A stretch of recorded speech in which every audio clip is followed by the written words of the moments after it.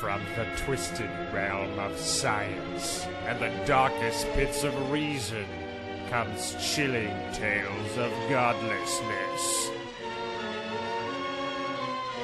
Bear witness to the unfathomable terror that is the Good Atheist. Hello, welcome to the Good Welcome. No, I can't do a little bro. It was just a little bit corny. That's all. It just wasn't the normal thing. It just wasn't you talking. It was you having some kind of weird voice. I'm glad you're positive. You're like, this start is terrible, Jay. No, I'm just saying. I'm just asking what's up. Like, are you trying like a new thing? Do you want to get like more like pro? Is that the whole thing? Or are you gonna? Well, okay. Actually, you know what? This leads me into something I wanted to talk about. And I was just realizing this. I've been working like a dog trying to do the redesign for our other site, fightlinker.com. And one of the things that I realized, and we had talked about this before, was that on that site right now, when you want to listen to our podcasts, there's a button that says radio. And I thought to myself, this ain't radio. I'm like, why do we put radio? Why do we feel the need to call it a radio show?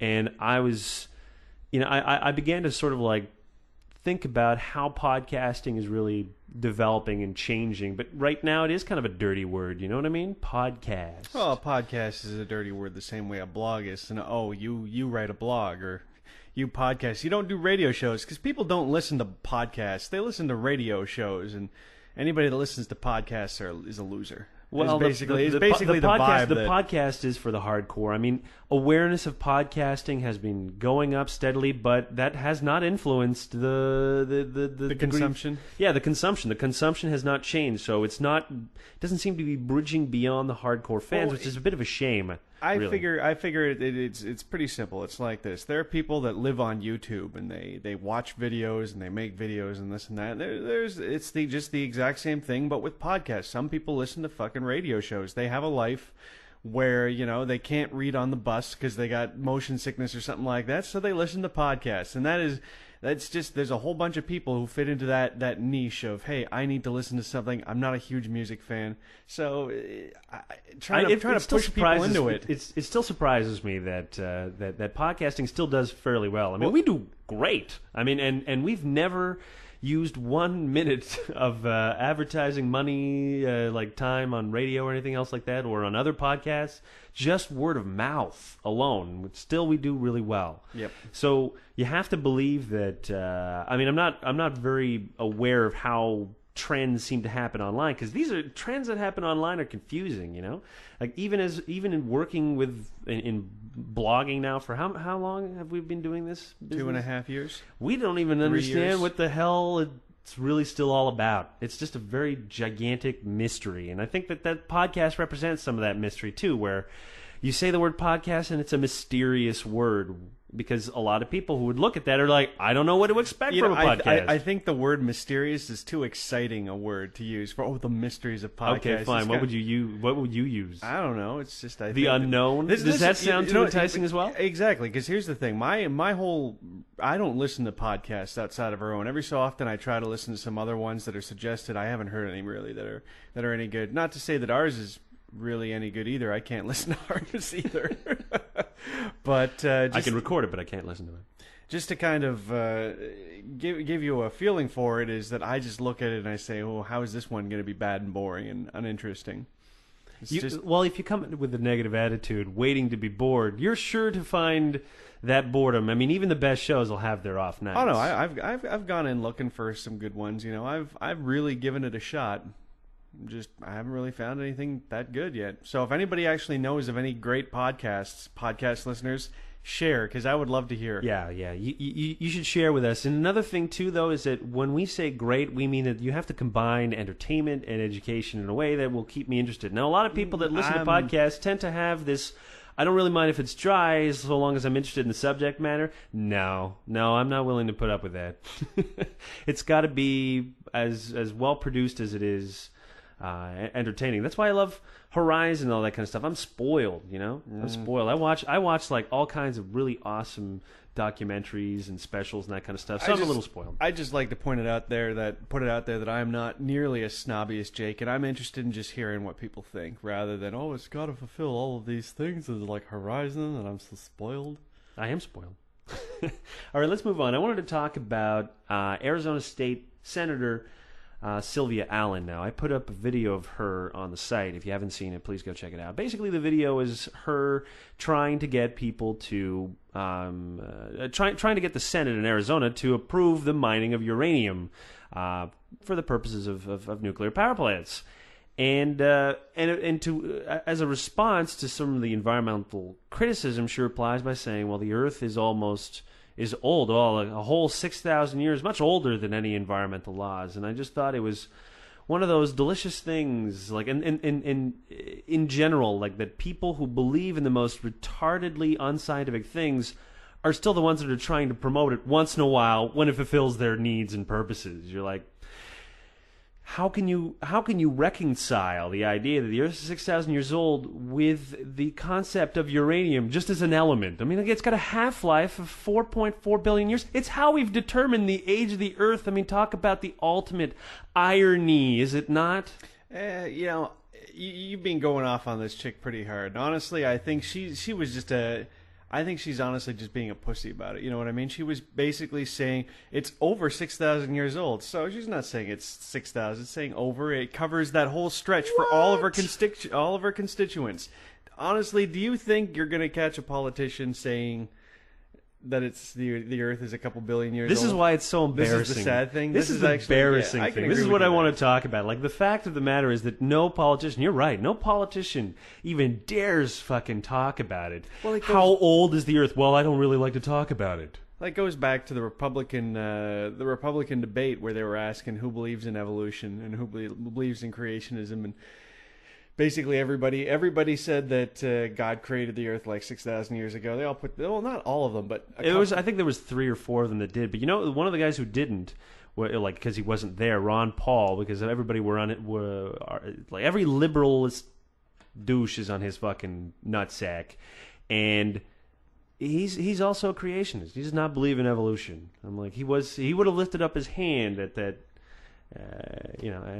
at that debate, but he wasn't there. He was not invited to the big grown-ups table, unfortunately. You know.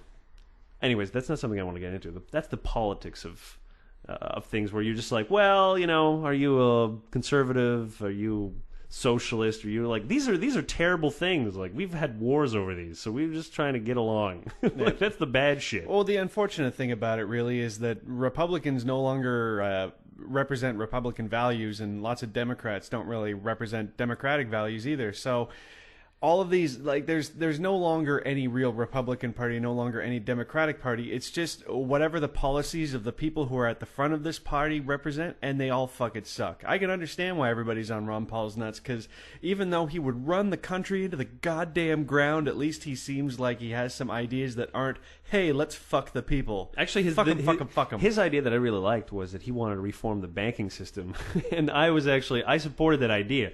I didn't support Ron Paul doing it, but I still supported the idea that in the United States, your banking system's pretty sketchy. I'm like, I don't think most of you really know how it works. I'm like, why is the Fed not a government or institution, but partly a government institution? That's just kind of weird, man.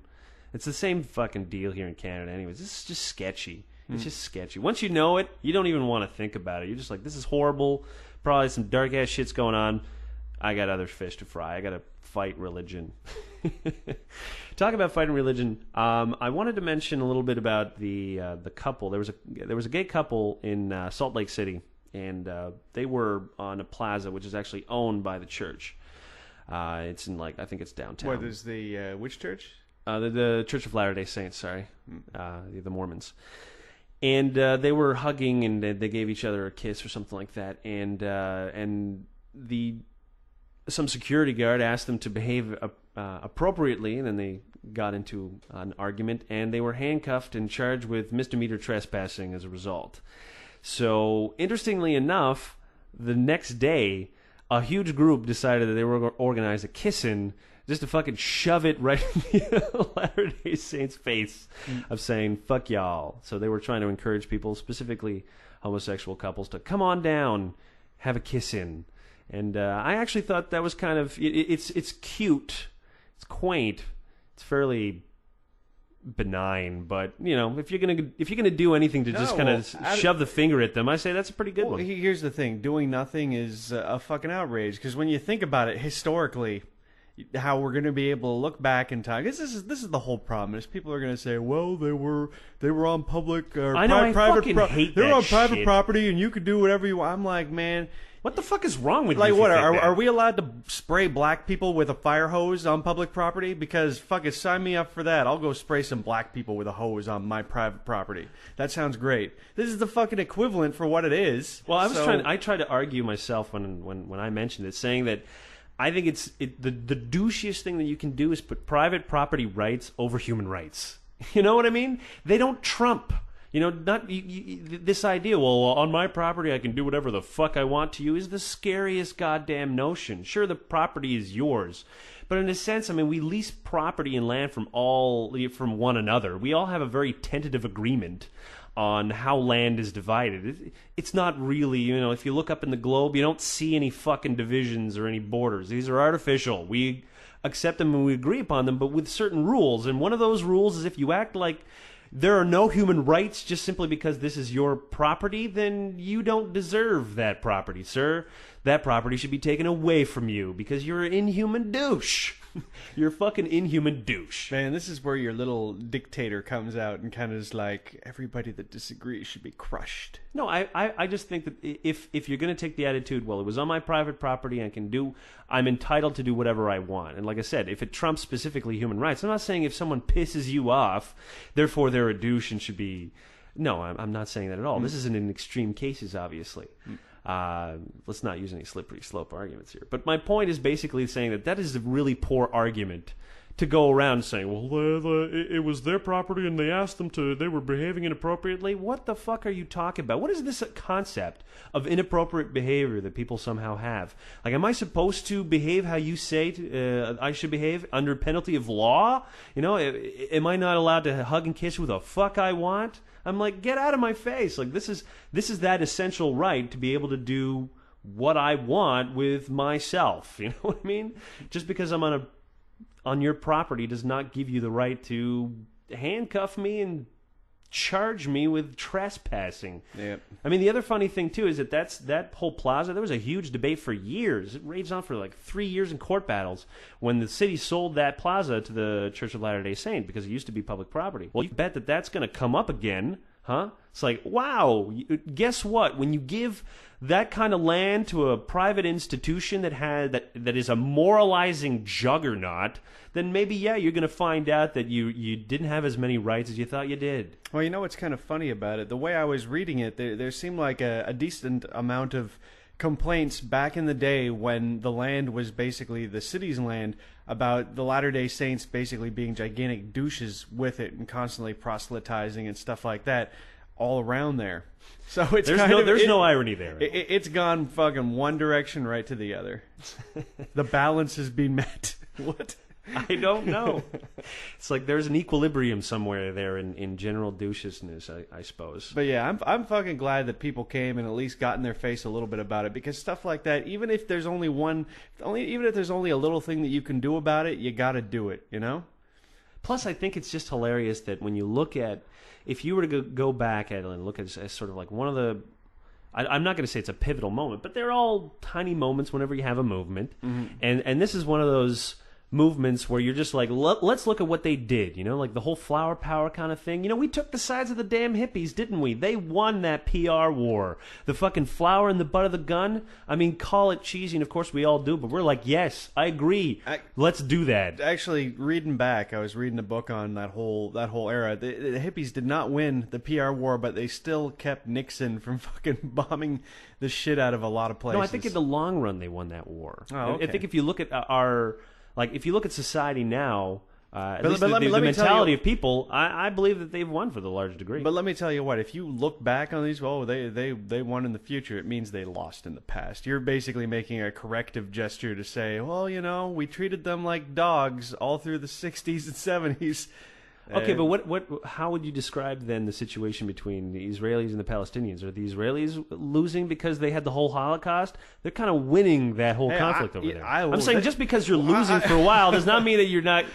I don't know the war. where that came from. You just hit me in the face with the Israel-Palestine sledgehammer. I don't know. Like, well, what about this, right? I'm like, okay, I'll shut up. If you want me to shut up, I'll just shut up. No, I wasn't trying to punish you. I was just saying that the argument that the battle just didn't stop. I mean, it looked like it stopped, but they may have lost that battle, but they won the war. Is what I'm trying to argue here. Won the war. They lost. They won the war on peace, dude. They won that war on peace. And we want peace. Now the world is a peaceful place. No one desires war anymore. No one desires it except for the very few that are in power that we can't topple off.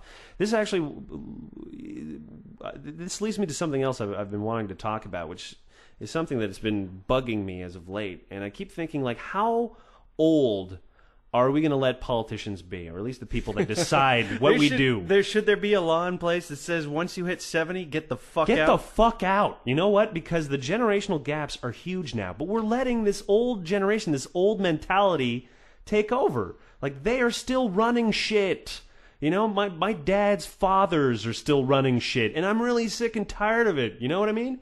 Like, we don't even have the peaceful hippie generation taking over. Maybe they gave up. I don't know what they did. But the old guys are just keep living longer, and they have really great access to drugs and stuff. We keep on making them live forever. And they're like the emperors in fucking Star Wars, man. They're just not dying. Plus, well, that's the funny thing, though. The Emperor wasn't really old. He only looked old because Samuel Jackson blasted him with lightning in the face, which somehow apparently makes you look old, according to George Lucas. But regardless, I do agree that these are all fucking old people, and it doesn't help that they basically just never show up for work because you don't really have to, apparently. No, well, that's the perfect old person job, right? You have all the connections you need in your life. You're fucking crooked as hell, and you don't have to go to work. And you get to enjoy all the escort pussy you want in government money. Here's the beautiful thing about it, though. It is getting better because these people are still dying. So I'm just trying to say. I'm just wondering when the younger people are going to start stepping up. Like, are we going to do something? I mean, we're talkers, but we're not doers. I don't know. How old is Barack Obama again? That ain't bad. I don't know. I still think he's part of that old guard. You know what I mean? Very old guard, or at least if he's not, I mean, you got to play ball. You know what? Here's the deal. I will admit the shine has come off to a certain degree, but I still think he plays for my fucking team. No, I don't think he plays for my team at all. Like every article I keep reading about Obama is always he keeps catering to the evangelicals, man, and it is not cool. Let's talk about the Legion of Christ. Actually, this is something I want to talk about because I read a huge article in the Independent. It was really long. It kept on going and going. At first, I'm like, this is riveting, and then it kept going, and I'm like, this is really long. And by the end, I'm just like, Jesus Christ. You know what was weird about the end? The last 3 paragraphs looked like they should have been at the top. Like, I don't know if this is an editing shit. Like, they repeated again and near the bottom what had happened. I'm like, we already know. Anyways, I'm not going to suggest that they have any typos. I mean, I think I misspelled like 3 words today that I... Yeah, you're goddamn awful with typos. I am awful. Absolutely awful. Anyways, my point was that all right, beyond the length of the article, it's actually, you know, I strongly suggest you read the first 3 quarters of the article. Oh, I did. I got through. I stopped about the 7th person to be molested or talking about being molested. So at that point, I had my fill. I'm like, I get what the article is saying. The Legion is full of molesters. Well, the crazy thing about it is the Legion was founded like by a molester, the molester, like a really... I mean, there's been worse. I think there was one guy who was forced to retire, this cardinal. I think he had like something like 2,000 victims. I mean, like just a gigantic juggernaut monster of fucking child molesting. But the main guy, this, I don't even know how I can pronounce this Degolado character, or we'll call him Our Father, because that's apparently what everybody else called him. Now, here's a saintly man, apparently, very close to John Paul II. Like, and the Legion of Christ is kind of like a very ultra conservative sect. You know, remember like Opus Dei from like Dan Brown, his book, Sure. the Da Vinci Code, the weird albino guy. Well, anyways, they make them look like, you know, pansies. I know, but these guys aren't like. This is just a fucking. It sounded to me like a Boy Scout adventure troop, basically. No, It's but I mean, like, the Opus Dei is the same thing. I mean, their whole thing is to incorporate pain. That's what makes them so scary, because they wear those little chastity thingamajiggies. But I mean, at the same time, like the ultra conservatism of this particular sect is more towards absolutely monitoring every aspect of how a person lives. You know, like they were touching upon it a little bit. yeah, But in the article. really, the crux of it is they try to control all aspects of how you live, how you eat, what you think, and that's what's so insane about it. That's actually what I would say is the hardcore bit about it. Because if you have just the sadomasochistic element is not that interesting to me. People do that anyways. Yeah, and plus that whole molesting thing, it's like that's within the Catholic Church it happens, so obviously within the Legion it happens more than you'd think. So that's also, to me, I also felt like, geez, it's pretty old hat. We're going to talk about. I mean, how many different ways can we talk about priests molesting kids? Well, here's one of the things that I wanted to talk about beyond that article, because obviously, like I said, I mean, I strongly recommend you read it to get more. But I didn't want to focus on that. What I wanted to focus on is this idea that is it possible? Like, let's be honest here. Let's ask ourselves honestly: is it possible that the Catholic Church can rid itself of all of the pedophiles and all the problems that it has? Is that possible? Like, that's what I want to ask you. It would be if they really wanted to, but since they don't, it won't. You know what? I've been thinking that I don't actually, even if they want to, I don't think they can. Because, look, I have to imagine that people that are in positions of power, like in the Vatican, have a certain degree of security about their position, and usually that comes from knowing dirt about people or all kinds of fucking shit, right? Like, once you expose one layer of dirt, say pedophilia, you expose all other kinds, because all of a sudden a person's like, if you expose me, I'll expose you for whatever it is that you did, illegitimate daughters or what have you. So the problem here is that all the dirty little secrets are kept.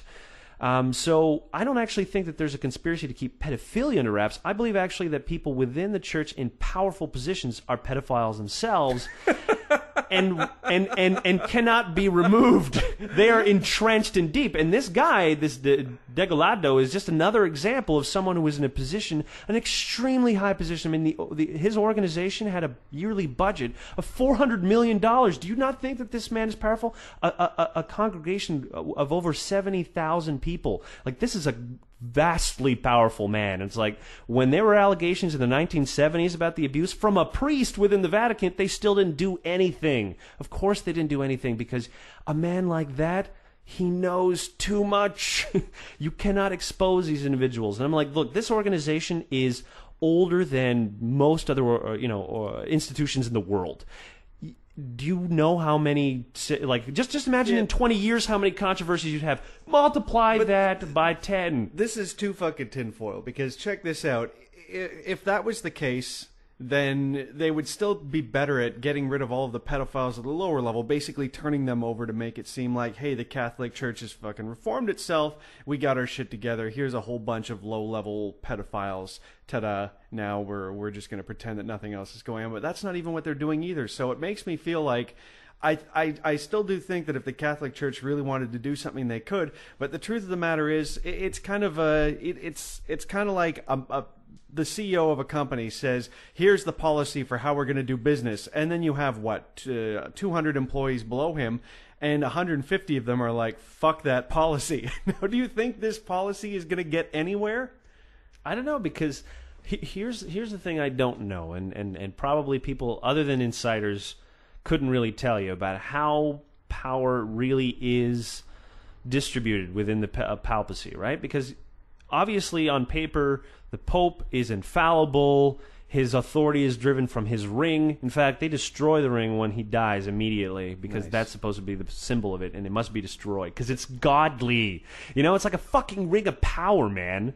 It's like, forget Captain Planet's power rings. This is the shit, apparently. The God connection. Anyways, So that's on paper. But I mean, there's how many times have Vatican released a statement that probably had nothing to do with what the pontiff thought or whatever? I'm like, obviously, every organization, even though there's a CEO or a president, I mean, most of the time that motherfucker's a figurehead. Yeah, well, I mean, it's like, is Benedict really? Is that what his name is? Benedict? Yeah. That's right. Is Benedict kind of like a? Is he like a Hugh Hefner? He's no longer driving the fucking thing. He's just kind of the figurehead. Or well, this is the problem, because from what I understand, I mean, obviously the church is divided. It's not a institution that you could say is clear on anything. You know, there's obviously going to be different people that think different things and are pushing different agendas, more conservative, more liberal. You know, there are probably some priests that want, you know, condoms in Africa. It's just that how they decide on the Pope usually has to do with, like, at least for the last long while, is that, well, we need a guy that's more conservative. I mean, you could even say that Pope Jean Paul II was considered to be liberal by those standards. Oh yeah, that's the reason that everybody was all over his balls, and that's why everybody hates the fucking emperor we have now, because he is not a liberal man. But even John Paul, a liberal man, still condemned condom use. Yeah, no, he was still a douche. So I mean, it's innate. But yeah. I mean, I'm willing to believe that there are individuals within the organization that are far more left wing than any of those. They're probably the minority, and there's obviously going to be a certain type of edict, like, this is what we are doing, this is our policy, and if you disagree with that policy, then you're in big fucking trouble. And I think that at the same time, you know, like, if these people believe in their own shit too, they probably actually think that there is some divine structure to the whole thing too. I mean, there's that other added element. It's not, if a company was like Apple, it would be, you know, sort of like the same idea. This religious messianic figure that basically comes down and tells everybody what to do. But these are rare examples indeed. You know what's funny about the morality that you must see inside places like this is that everybody is kind of saying, this is what I believe, but that's not how it's really being manifested. The way they go about it is, this is what I believe God's will is. And what a crazy thing to have to basically, instead of trying to think about what would be best, think about what God wants. And I'm like, man, how fucked up is that? How everything has to come from that God side of things, rather than, hey, this is the logical way of things. Well, I think that's the funny thing about Christianity, because they blame us for not having any kind of moral compass, right? They're like, well, you have no arbiter of morality, therefore how can you be moral? Mm-hmm. I had this one guy who was, you know, arguing with me about it on Twitter. I just said a funny phrase saying that you know, in the Bible, you're led to believe that man is evil and God is good, but I would argue that if you've read the Old Testament, you believe in the exact opposite, that it is man that is good and God that is evil, because he asks us to do the most evil and vile things. He tells us to murder an entire populace and to kill their any woman that is laid with a man, and to take the women as you want and rape them and do whatever the fuck you want. And these are not something that a very nice man would do. Like, if this is your moral compass, I got to tell you, like, I'm not impressed. But at the same time, you know, like, you can rationalize around that. You can say, well, that's just a story of the old times, and back in the old days, fucking shit like that used to fly. Okay, that's fine, but you can't just suddenly say, can't have it both ways, of saying, well, this is just a parable to life, and then suddenly tell me that this is also a moral compass. Because how is an unambiguous story of genocide supposed to be interpreted as sort of like a compass of right and wrong? I'm sorry, I'm not. Obviously, no one is using this. This is not a discussion we're having. We're not asking, hey, are people really using the Old Testament in everyday life? The answer is no. The answer is, when they do, they get put in fucking jail. You know, like when you stone your kids for disobeying you, or you kill your neighbor for believing in another god. I mean, these are specific rules that are in the Old Testament. I can give you those, so those passages if you want. You couldn't, but... not from memory. No, exactly. not from memory, no. But most of them is in Leviticus. Most of it. Like the really creepy stuff. Yeah, the fucking when God had PMS. When he was telling you sort of like... This is great, because I was reading Leviticus today. I had one of our fans sent us a link from this newspaper in Alberta called The Herald. And she was just mentioning that there was a gay pride parade, and it's obviously not going to be a very big parade.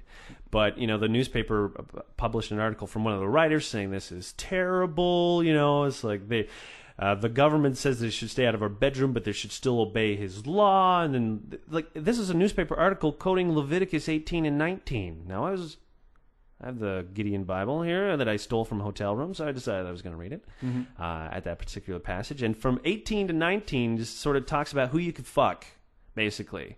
And the interesting thing about that is all the other stuff that nobody talks about. Like, you cannot sleep with your daughter-in-law. They were like, you can't do that. I'm like, what? Not cool. Someone tell Morgan Freeman, right? Let me do it. What? Morgan Freeman is sleeping with his daughter-in-law. Shut your mouth. Yeah, she's like, oh man, she looks like his great grandkid. Wow.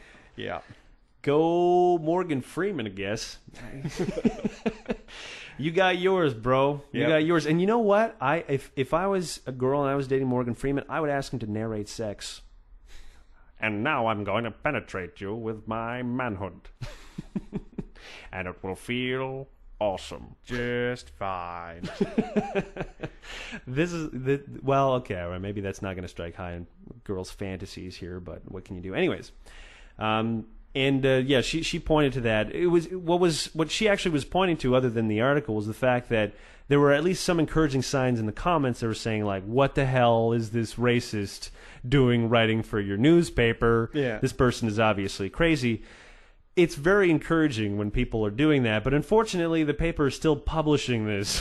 That is, it's not only her opinion; it's got the opinion of the editor, of like the person who owns it. Probably, they let that shit slide. It was vetted, and they let it go through. So that is not so much a positive sign. But hey, positive, for the gay community, I guess. Although I can't even imagine how it must be like to have a parade in such a place where they're writing and they're quoting scripture, like the worst scripture. Like, again, like we were talking about, when you look at that moral compass, give me a break. This is it. This is your moral compass. These are the rules that we have to follow the rest of our lives. They're uninteresting. I think it's more like something about the eternal sunlight of Jesus Christ making your be good stuff, and, with your fellow man. but no universal health care. No. Good God, no. Jesus would not accept universal health care. Are you crazy? Yeah, and no men kissing men. It is an abomination, according to Leviticus 19. Unless they are priests. It is an abomination. Yeah, unless they are priests, or, that one indiscretion once in a while, it's all good, When you're in a priesthood and there's only other guys, get a little lonely. God won't mind. God wants me to do this. He put these feelings in me. This is another thing that kind of like makes me wonder, like, about the kind of split personality that you must develop if you're really religious and you're gay. Mm-hmm. Like, that's got to really fuck you up, man. I mean, there are some things that'll mess you up, but that specifically, when you're like, how do you deal with that passage? It depends. I can guarantee you'll find a lot of religious people who are gay. They just don't subscribe to anything, because they just don't subscribe to anything relating to how, like, the church, quote unquote, the church, and you can take that for any denomination, how the church views them, and they could be perfectly fine with it. I just feel bad for the ones that are, part of the church, who are gay, and they're fucked, even if they feel like what they're doing isn't wrong. They are in for a life of feeling shame and just feeling like crap. I think even the ones that sort of don't necessarily subscribe, I mean, if you're just like a Christian, you're your average Christian, you have that Bible, and you just know that there's those passages because everybody else is talking about it. I know, but there's a lot of people who are religious who take the Bible the same way that say even you and I, which is it's just complete bullshit, and don't worry about it. There's just a higher power. He's all around us, and he's warm and he's gooey, and when I die, I'll go somewhere with him. That's in his homosexual paradise that he has waiting for me. Yep, pretty much. It'll be. I think they should start their own branch. Sort of like that Jesus is gay, and that like all his apostles were like gay, and that kind of stuff. I'm like, gay guys, man, start your own interpretation of the New Testament. This is how we can do it. And gay heaven is right next to dog heaven, which is next to human heaven. Is this the hierarchy? You're an evil man. I'm just saying how. I thought you were going to support this idea. I think that this is how homosexuals can. I am not the one Christianity. damning them to hell. Okay, it's very true. But you know what? Here's the thing. Even in the Old Testament, there's no damnation of hell. Hell doesn't exist in the Old Testament, right? I mean, the only punishment you have in the Old Testament is that you will be away from God. That's it. I mean, that's the punishment. That's what Jews believe. They don't think you go to hell. They just think that you won't be with God. You'll be annihilated. You won't be anything. And I'm like, if that's the price you have to pay, that's not so bad. Everybody be like, it's an abomination, but I don't want your God anyways. He's an unpleasant fellow. Yeah, hell to me has always been... It's been one of the most... constant. It's just I fucking hate it. It's you know what it is, the legacy of the Nazarene, of fucking Jesus. You know, everybody's always like, oh, he's the greatest guy. He gave us this concept. I mean, they stole it from Zoroastrianism. Honestly, I mean that the concept of hell, the good and evil concepts, like are stronger in Zoroastrianism than they are in the Old Testament. I have no idea what Zoroastrianism was sort of like the big religion of ancient Persia, basically. And it was kind of the belief that there was sort of like a one main god, Ahura Mazda. All right, this was the god. And there was a devil. I actually don't remember the name of the devil. Let's call him Pontiac. or General Motors. Anyways, Mazda is named after that god. Like he purposefully named Mazda based on the Zoroastrian god. Okay, I got you now. So Mazda and GM is the devil. I thought you were trying to be topical or something. I'm like... No, I'm not trying to be topical. It's like, yeah, let's talk about car... Let us not. Let us not. Exactly. Anyways, so GM is evil. Mazda is good. But the whole thing in Zoroastrianism is that the forces are always fighting, but there's no winner. You know, it's like they're equal in power, and we are part of that struggle. You know, we have an influence on the good and evil. That's our shtick. So the concept of hell is kind of similar, where, you know, sinners go, bad guys go, and it obviously builds the forces of evil, but, you know, the good guys go to heaven, and then we war. So the concept of hell is pretty much borrowed from Zoroastrianism, and it's a terrible concept. I mean, other cultures have it too. Buddhism had its own hell, different levels of it too, you know, depending on your crime. Everybody loves to have this sort of fiery, terrible pit where people can just burn. The difference, of course, in Buddhism is that you had a time limit about how long you were going to be tortured. It's in the New Testament that you get this, you know, sort eternal. of like eternal, forever. Like that is the big bummer here. That is the really. You know, when a person tells you Jesus loves you, but you're going to go to hell if you don't love him, and I'm like, really? This hell thing forever? This is great. What a wonderful thing you've taught us. Really, your moral compass is way, way, way better than mine. Let's take a look again. Well, promotes genocides and punishment for eternity. I don't agree with it either, but I'm just saying that their view on it is they're just telling it like it is, and they don't get to control what happens to us sinners. That's I'm not sure who exactly they blame it. I guess that's, once again, you got God as bad cop and you got Jesus as good cop. You know. Well, and that's basically his it's like Jesus loves you, but his Testament. dad thinks you're a shit. Yeah, it's the Old Testament bad cop and New Testament good cop is basically kind of how it works. Well, you know what? I read this. One of our fans wrote this. I thought it was brilliant. He's like, I would rather have questions that I can't answer than answers that I can't question. And I think that everybody should take kind of the same attitude, particularly if you're religious and you're listening to this show for some weird reason. I mean, you should really question the validity of the idea that hell is a fair punishment for the quote-unquote sin of not believing. Because remember, this original sin, the fact that I'm a sinner, is apparently inherited on me. I am born a sinner. Like, that's the whole thing. I am wicked already. And that's a terrible idea. That is just assuming that all human beings are essentially evil and that they have to be brought up in order to be good. And I don't think that's a really positive way to view humanity, honestly. I don't even think it's accurate. I don't think it's accurate at all. I think human beings are mostly good with tints of really terrible and evil. I mean, we all have it within ourselves. Let's not fucking beat around the bush here. We could all kill someone. Yeah, I'm one 14-day power outage away from hacking someone up with a machete. I tell you what. 14 days of power outage? That's it? I mean, that was the ice storm in Montreal. It lasted 14 days. Are you saying that you would take to the street and hack people? If I ran out of shit, yes.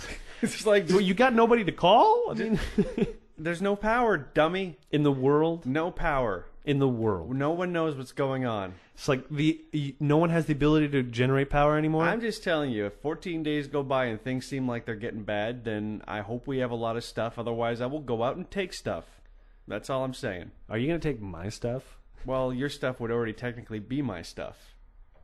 Wait, am I dead by now?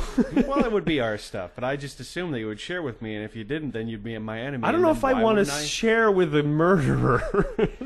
A 14-day away murderer. This is ridiculous. We've had conversations about what we would probably have to do to survive some kind of meltdown. I know, but I didn't think 14 days. I mean, I was going to be fair, man. I was going to give the Earth a whole month to get its shit together. You're giving it 14 days. You're not even giving half a month. I was just saying that once it hits the point where we run out of water and food, and that's around probably 2 weeks. It's not like we're prepared for it. So in 2 weeks, you'd have to make that decision. Do I wait around and hope the society comes back, or do I take what I need to survive? All right, well, you know what? We're going to have to discuss this at a later time. In the meantime, we're going to catch everybody for Friday's show.